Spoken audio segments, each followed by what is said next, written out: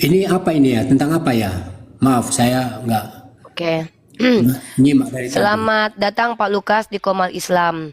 Komal-komal Islam ini atau room-room diskusi lintas agama ini kami bentuk sebagai bentuk reaction atau counter terhadap room-room Kristen yang mengolok-olok agama Islam, yang mempertanyakan agama Islam seperti roomnya Edis, roomnya Christian Prince, roomnya Sofiatul, roomnya Bom Bom, roomnya Mikana, room-room Kristen-Kristen yang sok tahu tentang Islam. Kami membuka di sini untuk kalian bertanya langsung kepada kami orang Islam tentang agama kami. Dan qadarullahnya kalian bertemu dengan kami-kami yang kami sendiri adalah orang yang sudah hampir lebih dari 7 tahun berdiskusi dengan pendeta-pendeta kalian dan Kristen-Kristen yang adalah apologet. Jadi sedikit banyaknya kami juga tahu tentang kitab kalian. Nah, kalau Anda ingin bertanya tentang kedua agama ini yang kami pahami, silakan. Tapi kalau Anda ingin menjelaskan agama Anda di sini, silakan juga. Tapi nanti kami tanggapi dari sisi pembelajaran kami. Silakan Pak Lukas. Oh, kalau bertanya tentang agama Islam ya saya tidak punya kapasitas untuk itu. Dan kalaupun Begitu silakan bertanya Pak. tentang agama saya, tapi menanyakan agama saya terhadap kalian pun sebetulnya juga tidak pas karena Ya kalau gitu Bapak mau naik ke sini mau ngapain Pak? saya nggak tahu, saya kayaknya dinaikkan tadi. Pak, adu panco aja Pak yuk. Adu panco sama saya Pak mau Pak. Adu panco Pak.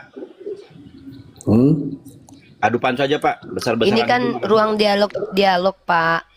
Ruang dialog itu ruang kita membicarakan. Ya, mana yang ya Bapak yang mengirim permintaan tadi. Mungkin Bapak nggak sadar. Jadi Bapak misalkannya di sini ingin membicarakan, kalau berani menguji keyakinan orang lain berarti siap diuji keyakinannya. Jadi tempat ini kita membicarakan itu Pak secara akademik, secara ilmu pengetahuan, bukan secara imani saja. Kalau menurut saya pribadi, saya tidak suka menguji ajaran agama orang karena yang pertama itu tidak layak dan tidak pantas karena kita tidak meyakini agama tersebut. Untuk pertama apa? bukan cuma karena nggak meyakini Pak, karena ilmu juga nggak ada. Kalau Bapak menguji orang lain harus ada ilmu. Bagi saya sendiri, kalau yang kamu bilang tadi bahwa ada room-room yang menjelekan agama Islam, ya saya sendiri memang tidak pernah juga bergabung di situ dan memang kalau memang menjelekan agama yang lain, jelas dia salah. Karena Bapak gini Pak, maaf Pak, izin Pak ya, kini kan kita ditonton 1000 orang. Kita tidak butuh pandangan Bapak terhadap diri Bapak sendiri. Kita butuh, karena yang kita butuhkan itu ilmu tentang agama di sini. Ya, kalau bicara tentang saya orangnya tuh nggak perlu Pak. Kita maaf Mbak, bentar Pak. Kami kan nggak tahu siapa Bapak nih. Kami juga tidak butuh Bapak itu orangnya seperti apa. Karena kalau kita klaim tentang diri kita, orang lain belum tentu bisa buktikan Pak. Saya orangnya toleransi, saya orangnya nggak suka ini loh. Apa pedulinya kami? Karena Komal ini kami buat untuk pengetahuan ilmu Pak. Kalau kita bicara tentang saya loh orangnya toleransi, saya nggak suka gini. Pertama kan Bapak bukan tokoh. Yang kedua kami nggak butuh informasi tentang Bapak. Justru kami di sini menaikkan orang-orang yang butuh informasi tentang agama gitu loh. Ya, jadi Bapak kalau nggak ada bahwa gini aja, kalau Bapak nggak ada kepentingan dengan diskusi nggak usah di sini aja. Gimana? Saya menegaskan disposisi saya bahwa apa yang Anda sampaikan tadi bahwa saya tidak terlibat dalam hal itu. Tetapi dalam satu sisi, kalau misalnya ada Anda atau room ini menyinggung tentang, bukan menyinggung dalam arti negatif ya, artinya berbicara tentang ajaran agama saya yang menurut saya bahwa itu tidak pas, ya mungkin saya punya kesempatan untuk mempertanggungjawabkan di situ. Boleh lah kalau gitu Bapak pertanggungjawabkan saja ya, bahwa saya mengatakan Kristen sesat. Gimana menurut Bapak? Silakan Bapak jelaskan. Menurut Bapak kalau saya bilang agama Kristen itu sesat dari ajaran Yesus, Bapak sepakat nggak?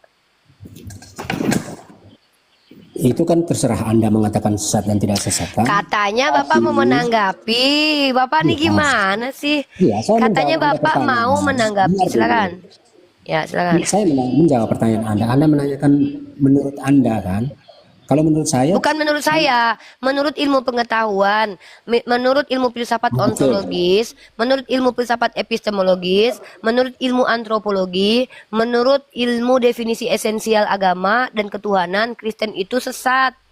Karena menyimpang ontologis itu jauh dari apa? pengajaran Yesus. Ontologis itu keadaan sebenar-benarnya atau hakikat sesuatu. Contoh, definisi Tuhan. Dikatakan kepada Yesus, sementara Yesus bukanlah Tuhan. Karena dia mengklaim bukan Tuhan. Karena dia Oke, mengatakan bahwa dia adalah utusan. Dia adalah seorang nabi. Dia hamba Tuhan. Dia adalah anak manusia.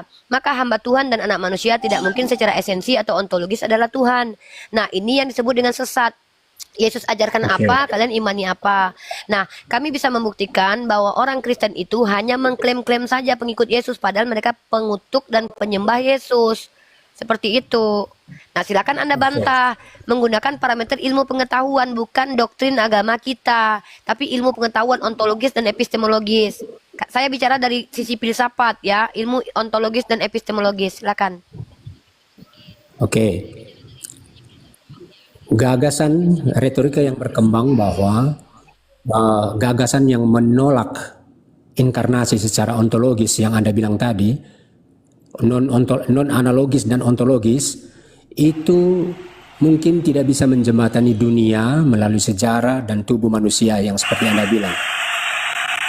Anda mengatakan bahwa secara ontologis memang kami sesat, ya, ya kan? Secara ontologis kan? Dan Anda sudah menjelaskan bahwa ontologis itu tentang ilmu tentang keberadaan atau metafisika. Jadi Kristen itu sesat karena mengatakan Yesus. Bagaimana tadi? Sorry. Kristen itu sesat Ya, karena gini Pak, kan Kristen itu artinya pengikut Kristus kan Pak? ya, Itu kan pengakuan. oke, Nah, sementara kalau kita uji di lapangan, faktualnya Kristen itu tidak pernah mengikuti Yesus oke. dalam hal Yang sekarang liturgi saya bertanya. keagamaan. Oke, siap. Sekarang yang kamu uji di lapangan itu tesisnya seperti apa? Bapak lihat video saya ribuan video ketika berdebat, berdiskusi dengan umat Kristiani. Saya 7 tahun, Pak. Contoh saya Kebetulan uji ya. saya tidak pernah Ya, ikut ya kan perdebatan Bapak itu. bertanya, Saya gimana minta- sih? Bapak kan Saya bertanya minta ke tesisnya. saya.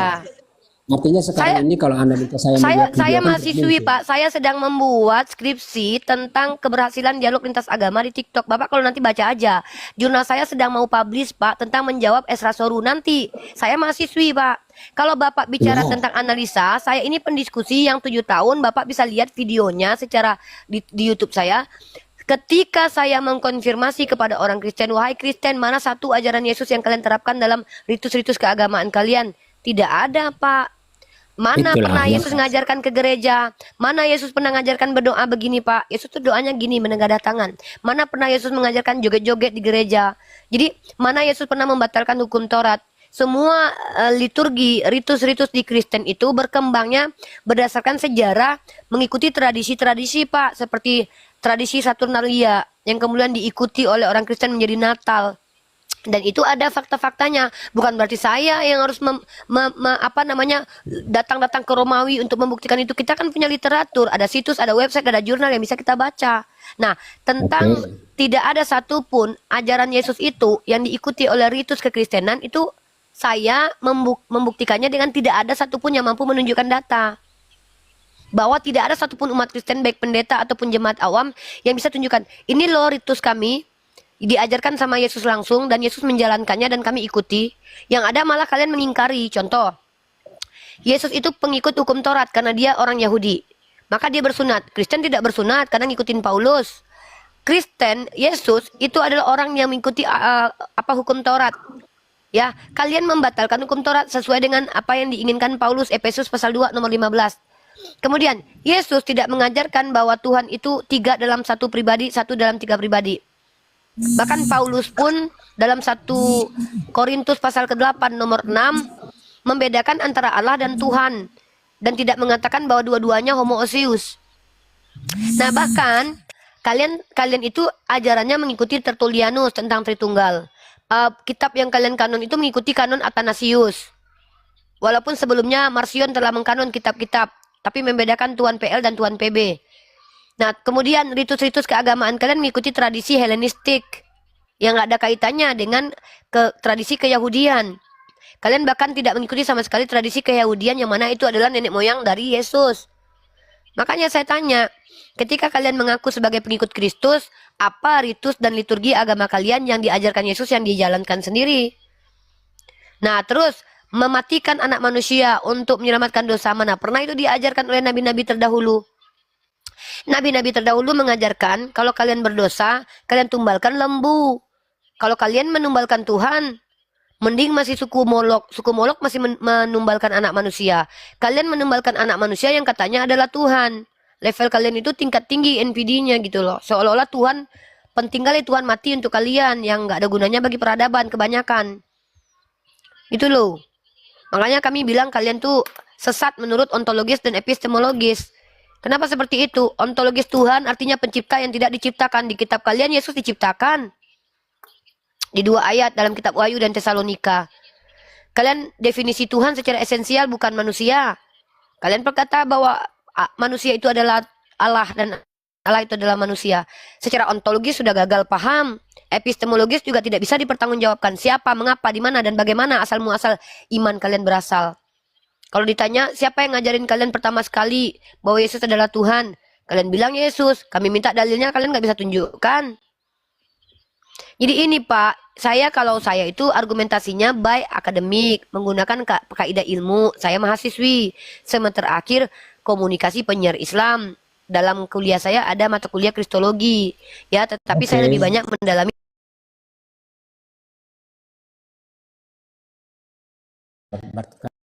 pernyataan sesat gitu loh. Iya, itulah konklusinya kan berarti kami sesat. Ya kan? Itu kan konklusi menurut ontologis dan epistemologis ya. Iya, dari tesis yang bukan menurut bikin. Islam ya, Pak. Menurut tesis yang Anda bikin kan, sekarang saya bertanya, sumber otoritatif yang Anda pakai sebagai data apa saja? Misalnya begini. Hak warga negara Indonesia lah, Pak. Apa sih Bapak ini?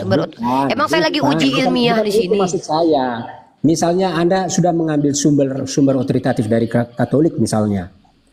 Misalnya dari KGK, Katekismus Gereja Katolik yang mengajarkan tentang ini. Sudah Anda ambil seperti itu? Apa kaitannya, Pak? Supaya datanya itu bisa diverifikasi. Iya, supaya data apa kaitannya? Kaitannya Bapak tahu sumber dari KGK? Ya udah, gini aja deh. Apakah KGK itu valid? KGK itu valid nggak, Pak? Dari Yesus? Sebelum Anda menggugat bahwa apakah KGK bukan menggugat, saya menyampaikan berdasarkan kajian ontologis dan epistemologis. Nah, Anda mempertanggungjawabkannya. Kenapa saya yang harus cari di KGK, Pak? Anda yang harusnya mengajarkan ke saya menurut KGK begini loh, Dek Rifa. Kok saya yang harus cari KGK? Saya kan ini karena Anda sudah konklusi tadi, kan Anda sudah iya bahwa Kristen sesat menurut ontologis dan epistemologis. Anda bantahlah. Makanya kalau Anda sudah menyimpulkan, berarti Anda sudah mempunyai data, mengambil data yang sebanyak-banyaknya. Loh, datanya berdasarkan definisi esensial, Pak. Nah, definisi ontologis dan epistemologis, Pak. Ilmu filsafat yang kita pakai itu tidak mewakili semua kekristenan. Lah, jadi makanya bantah. Anda bantah saya. Anda kan Kristen, tentu tidak sepakat dengan konklusi saya. Bantah saya pakai data KGK. Kok saya yang harus cari KGK? KGK itu sumber otoritatif Katolik. Orang Katolik yang nggak mungkin bilang agamanya sesat. Pasti dia bilang agamanya benar.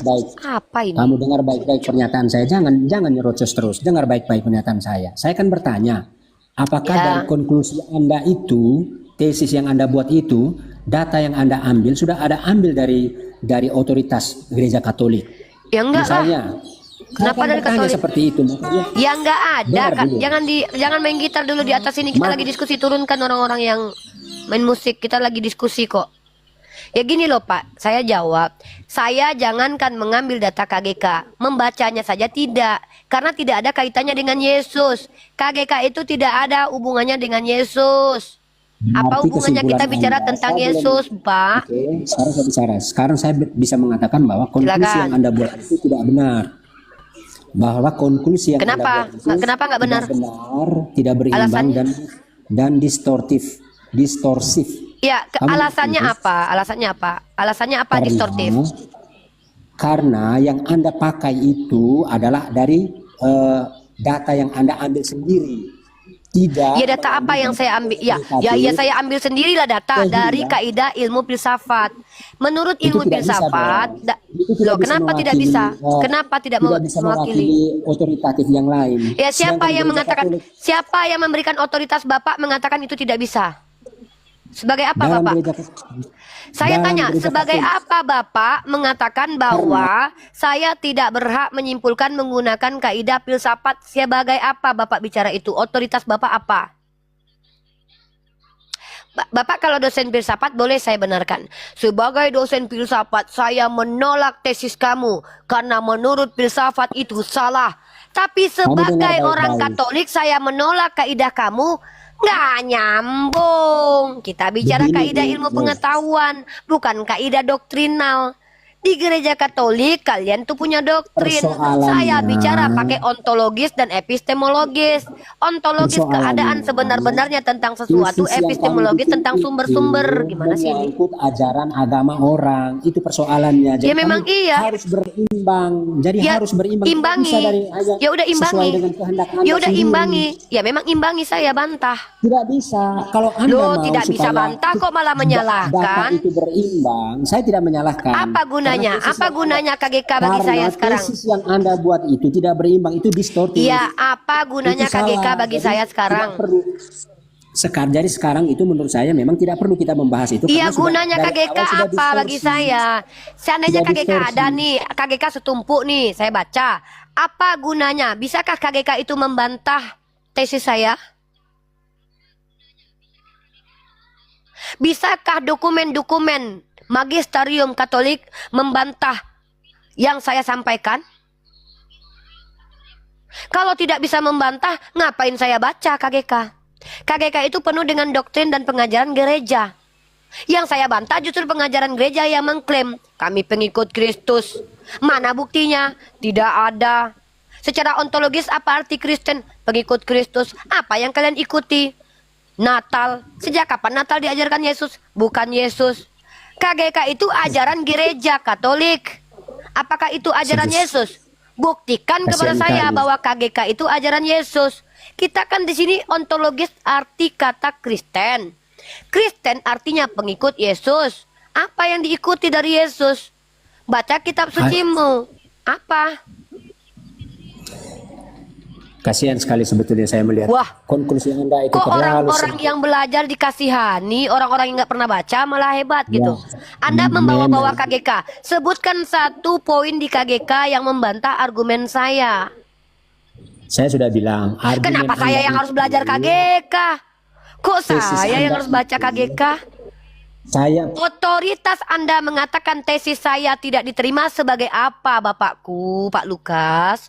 Sebagai dosen pembimbing kah? Sebagai ahli filsafat kah? Sebagai dosen apa? Anda Tesis sendiri yang tidak Anda punya buat itu, otoritas. dengar dulu. Tesis argumen Anda bahwa tesis saya gagal itu otoritasnya sebagai apa bicara di sini?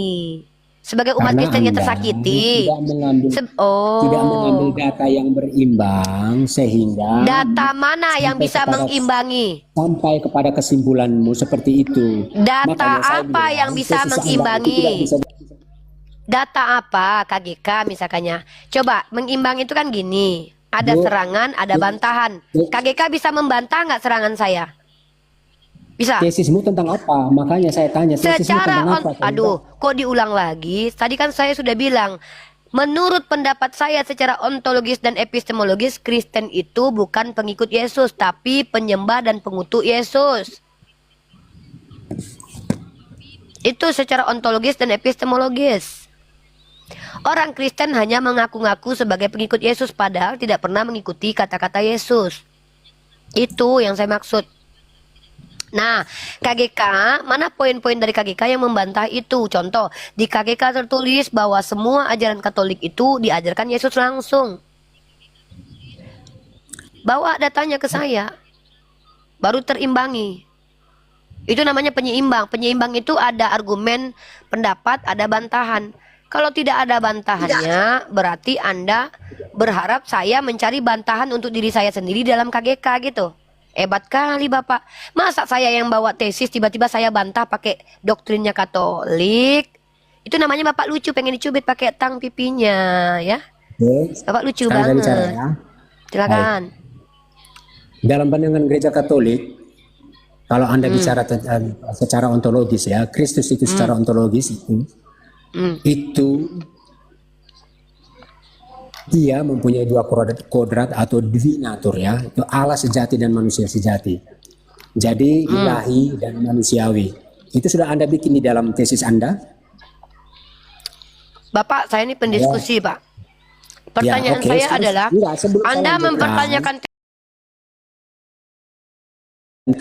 saya Anda dulu, tanya sudah tesis masuk saya dalam sebagai tesis Anda. apa? Saya kalau mau kasih tesis saya ya ke dosen saya lah. Anda otoritasnya apa? Coba definisikan Karena ontologisme. tesis Anda itu kan menyangkut ajaran saya, kan perlu saya Ya bertanya. iya. Nah, kalau begitu, sejak kapan ada pernyataan secara otoritatif bahwa tesis itu mengikuti semua pemikiran Anda? Saya menyampaikan dari pemikiran kaidah saya. ontologi. Loh, Pak, Tidak bisa. dengarkan baik-baik. Pak, kalau data yang Anda di sini mau berimbang membantah itu, pakai dengar dulu. data. Iya, saya akan jelaskan. Tapi Ya udah. saya Ginilah, orang Kristen dari tadi hampir 30 menit bawa tesis, antitesisnya aja nggak ada. Saya membawa pernyataan. Pernyataan saya berdasarkan sisi filsafat tentang ontologis dan epistemologis. Ontologis Oke. artinya keadaan Saya sudah sebenar-benar. paham itu. Diam dulu, sebentar dulu ya. Kalau mau menang-menangan, Bapak menang aja ya. Dari tadi Bapak tidak tunjukkan data sama sekali. Mari kita bahas. Saya mau tanya dulu kepada Anda. Menurut Anda definisi Tuhan itu apa? Silakan dijawab. Biar kita samakan dulu pendapat dulu. Menurut Dalam Anda Tuhan pandangan itu gereja definisinya apa? Katolik. Ya, Tuhan Benar apa ya. definisinya? Benar. Kita pakai Kita gereja harus Katolik ya. pelan-pelan. Oke, kita pakai gereja Katolik. Jangan potong-potong ya, jangan potong-potong ya. Kita harus pelan-pelan supaya sama. Jadi Oke. dalam pandangan gereja Katolik itu, Kristus yang kami bilang secara ontologis itu, dia itu manusia sejati dan Allah sejati atau dua kodrat, ilahi dan manusiawi. Sebelum saya lanjutkan, saya tanya, ini masuk nggak dalam tesismu? Supaya Apa berimbang ini? gitu maksudnya. Kamu ini apa sih ngomongnya? Yang saya tanya, yang saya katakan itu adalah Kristen secara definisi ontologis artinya Iya. pengikut Yesus. Bentar dulu, Pak. Saya Ini tahu. orang kamu bertanya tesis saya bicara Menjelaskan menggunakan itu pernyataan tidak bisa. verbal. Menjelaskan itu tidak bisa langsung menjawab pertanyaan. Aduh, Kristen, kalian ini kalau nggak mampu menjawab jangan nggak usah dipaksakan. Dari Nah, penjelasan gini Anda bilang aja. secara Kalau Anda ontologi. tidak sepakat dengan pernyataan saya, Anda lapor kantor polisi sana ya. Udah, ya. Kita di sidang pengadilan aja ketemu tesis. Saya membuat pernyataan berdasarkan definisi ontologis ketuhanan. Tuhan artinya adalah pencipta yang tidak diciptakan. Sepakat nggak kalian? Kalau definisi Tuhan yang adalah sembahan, Yesus itu memang sembahan. Tapi bukan sembahan yang benar. Itu loh. Ada etimologi, ada makanya kalau seandainya ke sini itu belajar dulu. Ada yang namanya istilah etimologi secara bahasa, ada terminologi secara istilah, ada aksiologi, estetikanya, ada yang namanya secara apa lagi tuh? Esensial, esensi atau hakikatnya. Kata Tuhan baik etimologi, ya etimologi itu bisa diterima tuh. Kata Tuhan itu dari kata ilah, atau dari kata God, atau kata dewa, atau kata theos, yang artinya adalah yang disembah, yang dituhankan. Kipas pun boleh dikatakan Tuhan kalau ada yang nyembah kipas. Tapi dalam terminologi, Tuhan artinya pencipta yang tidak diciptakan. Yesus tidak bisa masuk ke ranah itu. Karena Yesus diciptakan menurut kitabmu, nggak pakai KGK. Ya, begitu juga bahwa yang namanya Tuhan secara esensi adalah kekal, tidak pernah mati. Yesus mati, bukan manusia, karena bukan makhluk, karena kholik. Maka Yesus bukanlah kholik, dia adalah manusia.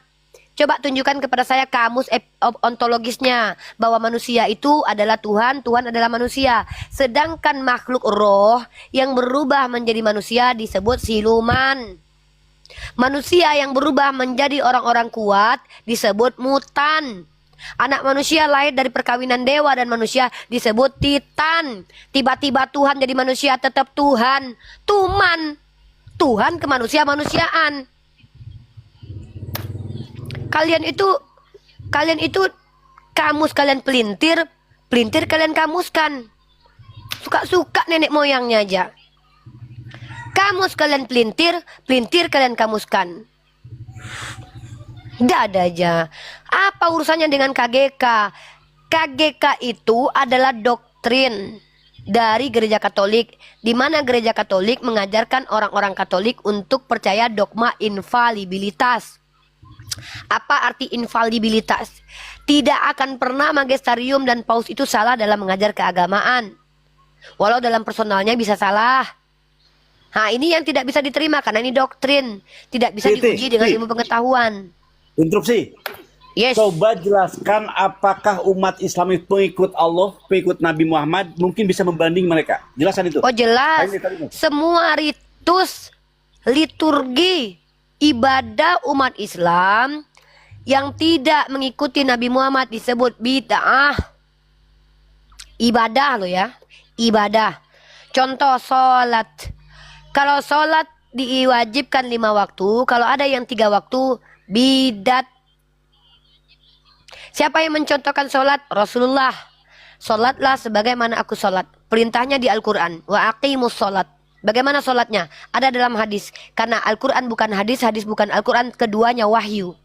Keduanya pengajaran dari Allah melalui perbuatan lisan Nabi Muhammad ibnu Abdullah. Ada puasa. Ya. Ada dalil perintahnya dalam surah Al-Baqarah. Ya ayyuhallazina amanu kutiba alaikumusiyam. Bagaimana puasanya? Dalam riwayat hadis dipraktekkan, diajarkan baginda Muhammad ibnu Abdullah berbuka dan sahur. Apa yang boleh dilakukan ketika berpuasa? Diajarkan oleh baginda. Kemudian melaksanakan zakat. Ada perintah di Al-Quran. Haji. Ada perintah di Al-Quran. Rukun Islam itu semua perintah fundamentalnya di Al-Quran. Dan ajarannya, detailnya di dalam riwayat hadis. Kenapa dalam hadis? Karena Al-Quran menceritakan, menyampaikan apa adalah perkataan Allah yang di dalamnya itu tidak bercampur. Bentar, laptop aku ini. Tidak bercampur dengan perkataan manusia. Begitu, aduh dulu. Silakan dulu Pak Angon. Bentar. Laptop aku ini. Pintar ini ya. Baik, mungkin ada tamu, izin saya menyapa dulu. Pak tamu, Pak Alfred. Selamat pagi Pak Alfred. Jam 9 di sini. Ya pagi juga. Dari Kristenan Pak? Iya.